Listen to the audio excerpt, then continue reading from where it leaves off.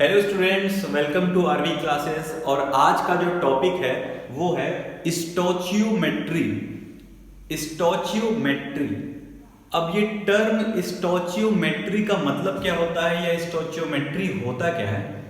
तो स्टोचियोमेट्री हमको एक रिलेशनशिप देता है रिएक्टेंट और प्रोडक्ट के क्वांटिटी के बारे में। The term stoichiometry gives the relationship between reactant and products about their quantity. एक क्वांटिटेटिव रिलेशनशिप देता है किन के बीच में? रिएक्टेंट और प्रोडक्ट के बीच में। जैसे रिएक्टेंट, अगर कोई रिएक्टेंट 15 ग्राम है तो रिएक्शन करने के बाद वो कितना बनेगा इसका रिलेशनशिप देता है।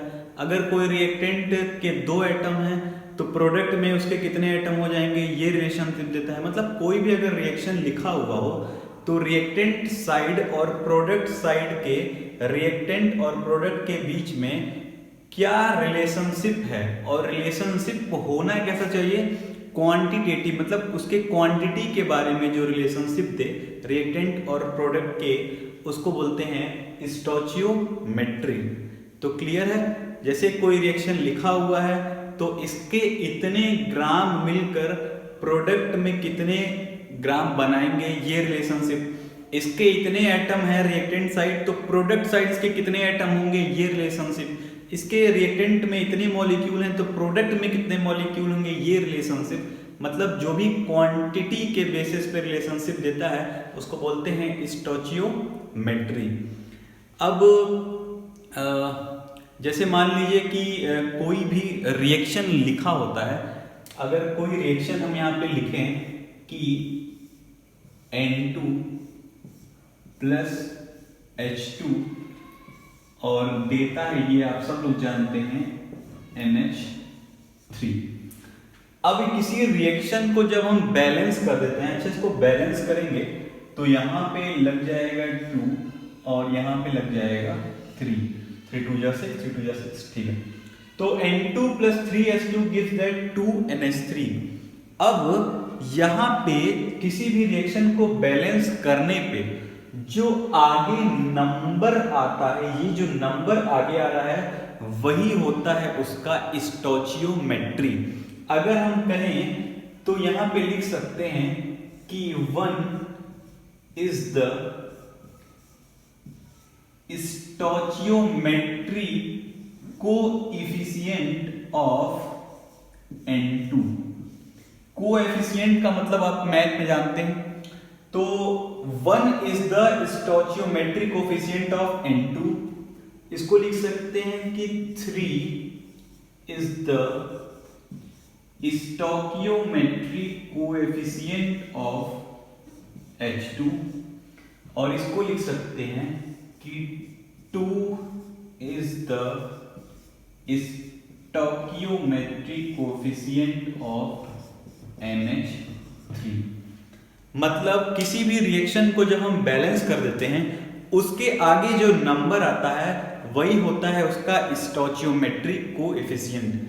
तो यहाँ पे हम बोल सकते हैं कि 1 is the stoichiometry coefficient of N2, 3 is the stoichiometry coefficient of H2 and 2 is the stoichiometry coefficient of NH3। इतनी बात तो हमको समझ में आ गई। अब यहाँ पे हमको रिएक्टेंट और प्रोडक्ट के बीच में क्या रिलेशनशिप मिल रहा है क्वांटिटी के बारे में वही देखते हैं। अगर ये एक रिएक्शन है और वो बैलेंस है तो हमको स्टोचियोमेट्री कोएफिशिएंट की हेल्प से कौन कौन सी क्वांटिटेटिव इंफॉर्मेशन मिलती है, आइए उसको देखते हैं। अब जितने लोग भी मोल पढ़े होंगे वो जान रहे हैं कि किसी भी रिएक्शन में जो आगे कोएफिशिएंट होता है उसको हम पढ़ सकते हैं कि ये जो लिखा है इसको पढ़ सकते हैं कि यहाँ पे 1 मोल क्या है? N2 है।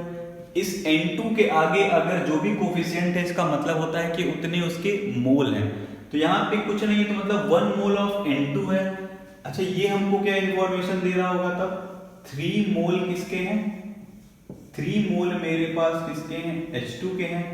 और ये इंफॉर्मेशन हमको दे रहा है कि इसके 2 मोल ऑफ क्या है? NH3 के हैं। इतनी बात क्लियर है? अगर कोई रिएक्शन बैलेंस करके लिखा हुआ है तो उसका जो आगे का कोफिशिएंट होता है या स्टोइचियोमेट्रिक कोफिशिएंट होता है वो उसके बारे में मोल का इंफॉर्मेशन देता है। तो 1 mole of N2 react with 3 mole of H2 and gives that 2 mole of NH3। अब देखिए यहाँ पे रिएक्टेंट और प्रोडक्ट के बीच में एक मोल के क्वांटिटी का रिलेशनशिप मिल गया। ये मिला कि जब 1 मोल N2 3 मोल H2 के साथ रिएक्ट करता है तो जो अमोनिया बनेगा वो हमेशा कितना बनेगा, 2 मोल अमोनिया बनेगा। या आप इसको ऐसे भी कह सकते हैं कि जब 2 मोल अमोनिया बनेगा तो हमेशा H2 के 3 मोल रहेंगे और N2 के कितने मोल रहेंगे, 1 मोल रहेंगे। इसी टाइप का इंफॉर्मेशन हमको स्टोइचियोमेट्रिक कोफिशिएंट देता है। और भी कई ढेर सारी इंफॉर्मेशन है, आइए इसको देखते हैं। अब मोल के टर्म्स में हो गया, हम इसको ग्राम के टर्म्स में भी लिख सकते हैं। इससे हमको एक और इंफॉर्मेशन मिलता है कि N2 के यहाँ पे कितने ग्राम है। एक नाइट्रोजन का होता है एटॉमिक वेट 14, तो 2 का कितना हो गया 28, मतलब 28 ग्राम ऑफ N2 रिएक्ट करेगा जब 6 ग्राम ऑफ H2 के साथ, तो हमेशा देगा NH3 हो जाएगा 34 ग्राम NH3। क्लियर है? पहला इंफॉर्मेशन मोल का मिला। अगर हम मोल को इसको वेट में कन्वर्ट करें तो इसके 28 ग्राम ऑफ N2 जब 6 ग्राम ऑफ H2 के साथ मिलेंगे तो 34 ग्राम ऑफ NH3 मिलेगा। अब ये 34 ग्राम कैसे आ रहा है, N के हो गए 14, 3 ये 14 के 15 16 17, 17 इंटू 2 17 इंटू 2 हो गया 34, ये हो गया 2 इंटू 3 कितना हो गया 6। तो आपको पता है, आप मोल निकालना जानते हैं। जिनको मोल नहीं आता है वो प्रीवियस लेक्चर देखें, उसके बाद ही ये चीज समझ में आपको क्लियर आएगी। चलिए, एक इंफॉर्मेशन मिला मोल के टर्म्स में, एक इंफॉर्मेशन मिला ग्राम्स के टर्म में। हम ये भी तो कह सकते हैं, एक इंफॉर्मेशन हमको और मिलता है कि इसके 1 मॉलिक्यूल हैं। N2 के कितने मॉलिक्यूल हैं, N2 के 1 मॉलिक्यूल हैं। 1 molecule of N2 react with 3 molecule of H2 react with 3 molecule of H2, तो कितना मॉलिक्यूल NH3 दे रहा है, 2 molecule of NH3। तो यहां पे हमको मिल रहा है 2 molecule of NH3।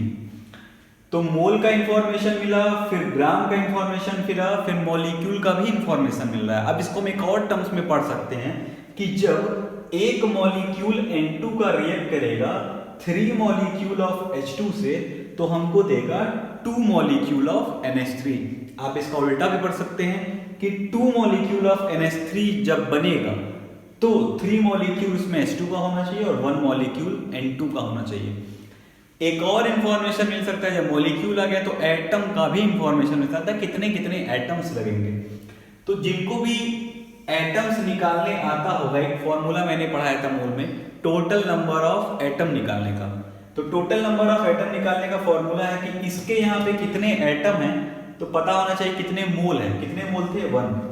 तो मोल इनटू होता था y का मतलब कि यहाँ कितने एटम है N2 के। N2 में कितने एटम हैं N के, 2, तो ये हो गया 2 और इनटू Na मतलब इसका एवोगैड्रो कांस्टेंट, या आप लिख सकते हैं 6.02 इंटू 10⁻23। मतलब इतने atom of N2 react with 3 into 2 into Na। Mole into इसके कितने एटम है अभी, 2, तो 2 इंटू Na। और इसको भी कर सकते हैं, मतलब मोल इंटू y मतलब 3 और एक और है 4 इंटू Na।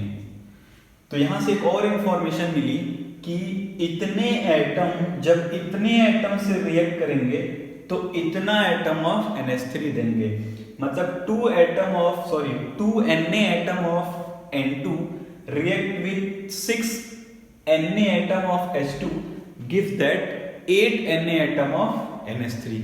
और इसको सुन लीजिए कि जब भी कोई केमिकल रिएक्शन बैलेंस लिखा रहेगा तो उसके रिएक्टेंट और प्रोडक्ट के क्वांटिटी के रिलेशनशिप जो चीज देती है उसको बोलते हैं स्टोइचियोमेट्री या स्टोइचियोमेट्री कोएफिशिएंट। तो यहाँ पे अगर कोई बैलेंस केमिकल रिएक्शन लिखा हुआ है तो हमको ढेर सारी इंफॉर्मेशन मिलती है।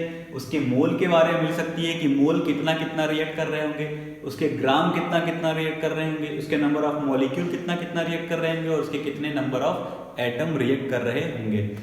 तो इसका एक बार स्क्रीनशॉट लीजिए, उसके बाद मैं स्टोइचियोमेट्री का एक डेफिनेशन लिखवाऊंगा और इसका न्यूमेरिकल करेंगे। न्यूमेरिकल इसके बहुत इंपॉर्टेंट है, आपको न्यूमेरिकल करना आना चाहिए। तो एक बार स्क्रीनशॉट लीजिए, फिर आगे चलते हैं इसमें।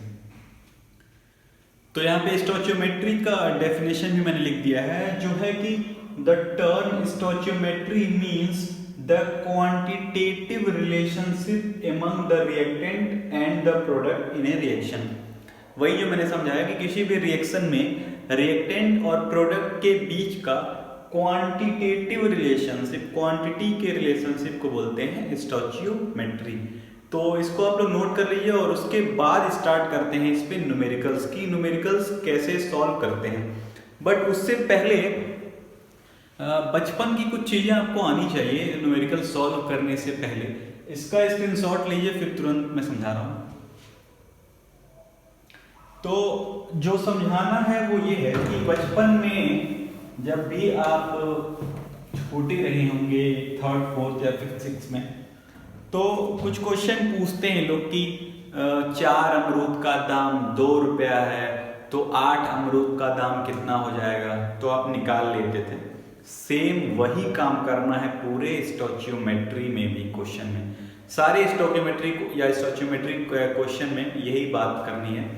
जैसे मान लीजिए हम कहें कि 4 पेन का जो रेट है, जो दाम है, वो है 10 रुपए। पता नहीं उसका साइन कैसे बनता है, चलिए 10 रुपए, ठीक है, 10 रुपए।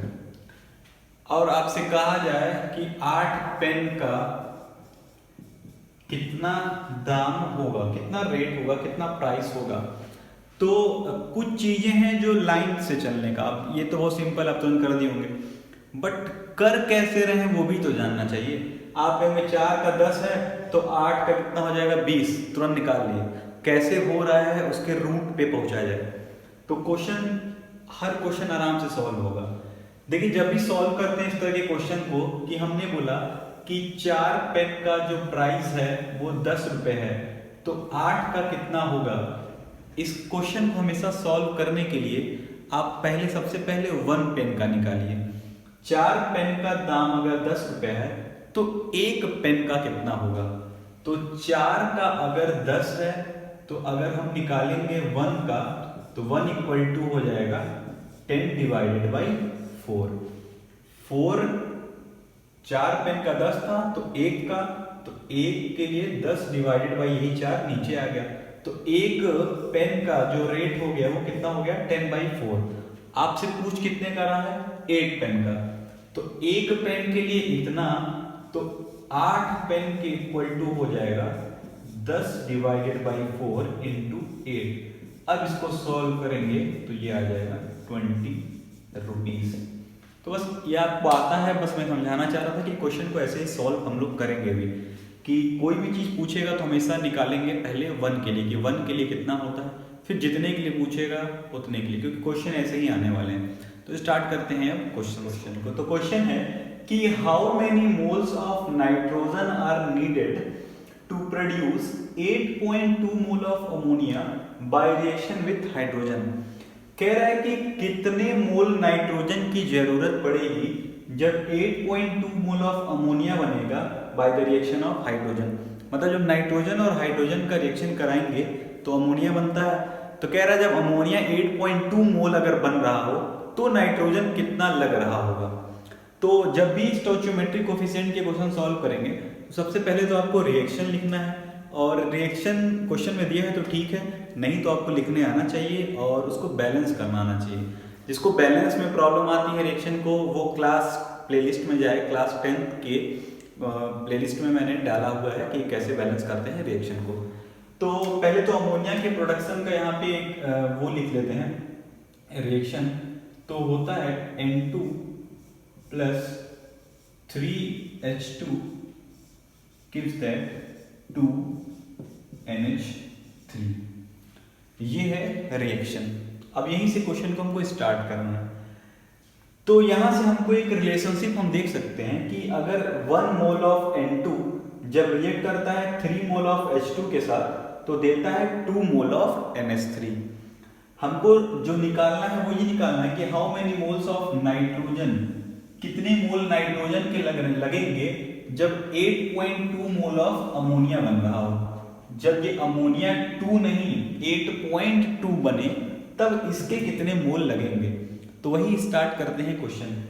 तो आपको दिख रहा होगा कि जब इसका 1 मोल यूज करेंगे तो इसका कितना बन रहा है 2 मोल, लेकिन पूछ रहा है कि अमोनिया इतना बनेगा तो इसके कितने लगेंगे। तो यहां से स्टार्ट करते हैं। जैसे हम लिख सकते हैं इसको कि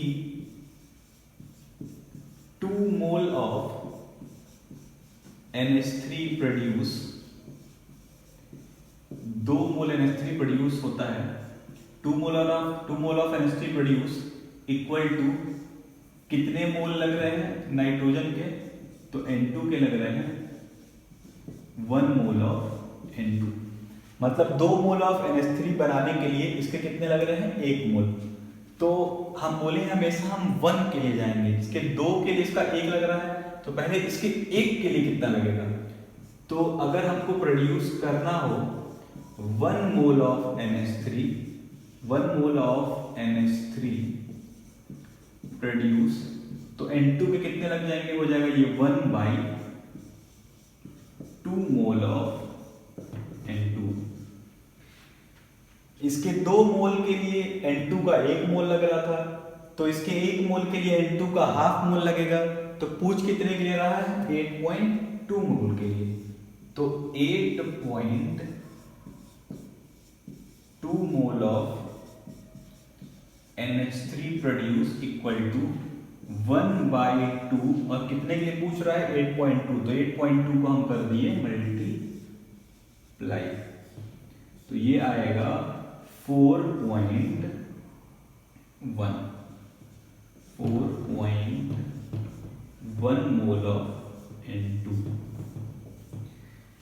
क्लियर है। सिंपल था कि इसके 2 मोल बनाने के लिए इसका 1 मोल लग रहा है तो हम पहले निकालें कि इसके 1 मोल बनाने के लिए कितना लगेगा, तो हो जाएगा 1/2।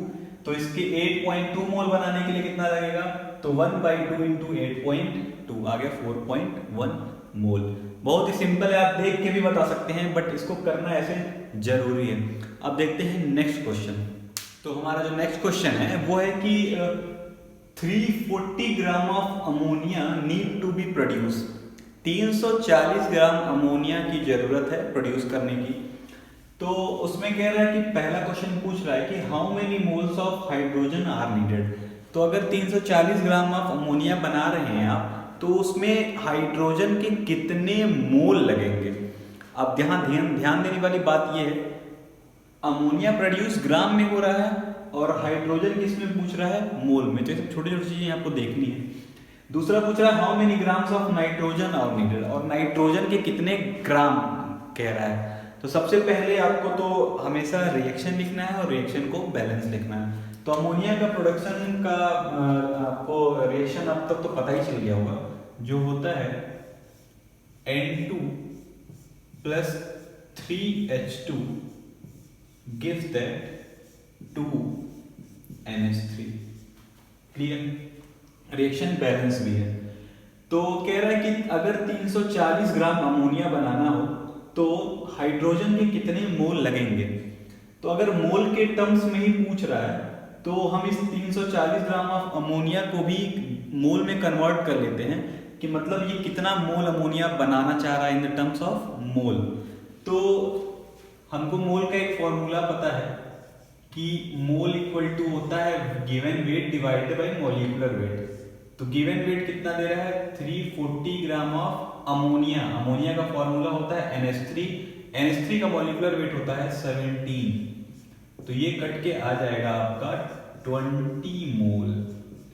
मतलब 340 ग्राम ऑफ अमोनिया बनाने का मतलब 340 ग्राम को अगर मोल में कन्वर्ट करेंगे तो कितना मोल आ रहा है 20 मोल, मतलब 20 मोल अमोनिया बनाने की बात कर रहा है। तो अब मोल के टर्म्स में हम आसानी से इसको यहीं पे निकाल सकते हैं। कह रहा है कि अगर ये 20 मोल बनेगा तो इसका कितना मोल लगेगा। तो हमको दिख रहा है कि जब अमोनिया का 2 मोल है, 2